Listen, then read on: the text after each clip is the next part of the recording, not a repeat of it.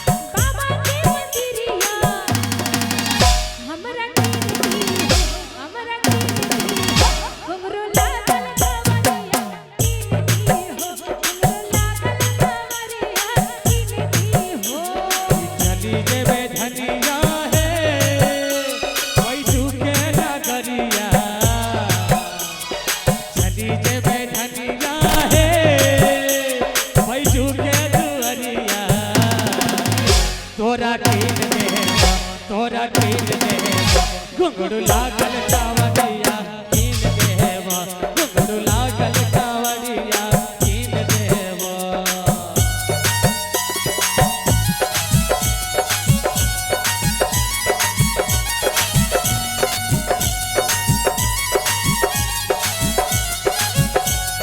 जय हो बाबा।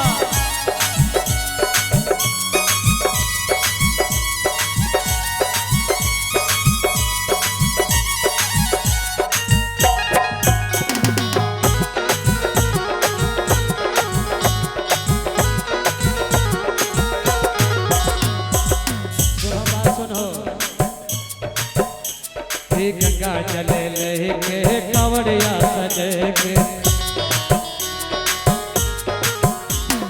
गंगा जल लेके कांवड़ सजे के चली देवे हम भोले बाबा के मनाई के कितने सुंदर लगते है धानी देव घर नगरिया